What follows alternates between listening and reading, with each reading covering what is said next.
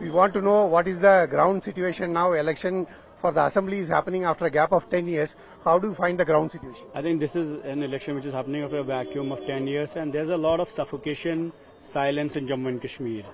So you may look that by and large Kashmir looks peaceful, but Kashmiris are peaceless. And this is an election to give an agency to the voice to the people of Kashmir who feel like there's a graveyard peace.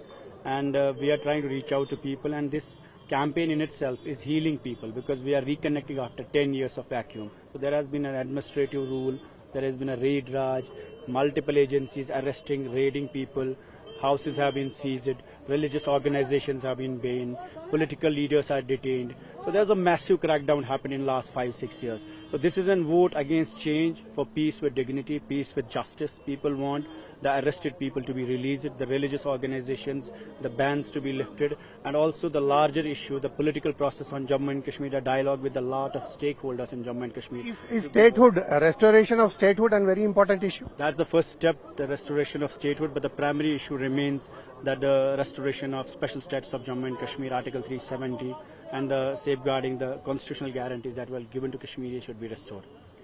You were also jailed and you had suffered quite a lot.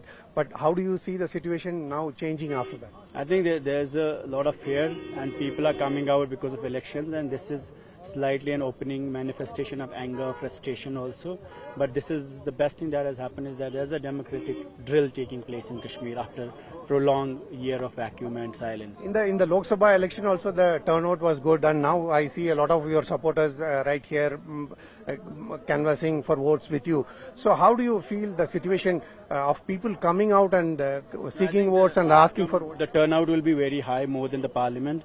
This is predominantly been a Jamaat militant separatist belt. Pulwama has been very infamous for all the bad news. But unfortunately, there's a good side to Pulwama. You know, one of the best producer of saffron, one of the best producer of apple, one of the best producer of rice and milk production in Jammu and Kashmir.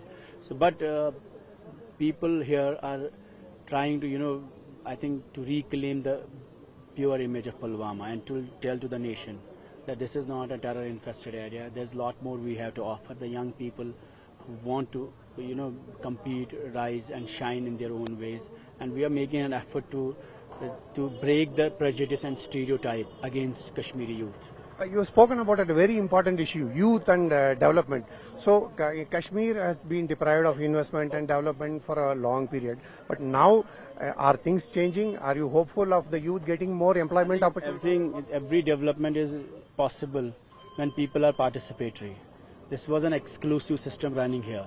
There has to be an inclusive participation. People have to be part of peace process, dialogue process, development process. Then that is the beauty of democracy. Final question. Mufti Saab's time also you've seen. After that, Madam Mahmood Baba ji was leading the party. Now even Iltija ji is contesting the election. The young generation is coming forward in your own party also. How do you feel about that? I think it's a good sign that there's a demand from people. They saw her, she was vocal after 5th August. And she was the only voice speaking for Kashmiris.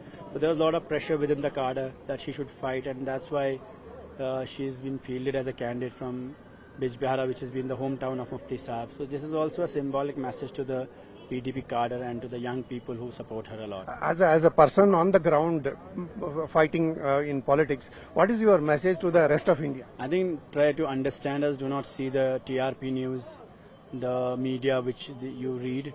Kashmir is not about geography, it's not a territorial problem. It may look like a border issue, but it's a human issue. There's an issue of human security, and this is purely that Kashmiris need compassion and empathy from the people of India. And we are a population which exceeded with India at a time when its own 20 crore Muslims left and created Pakistan. That sentiment should be respected, rewarded, and we are the only state that was a special status and has been reduced to a municipality. The people of India should be empathetic towards the youth of Kashmir, to the people of Kashmir, and that's what we want.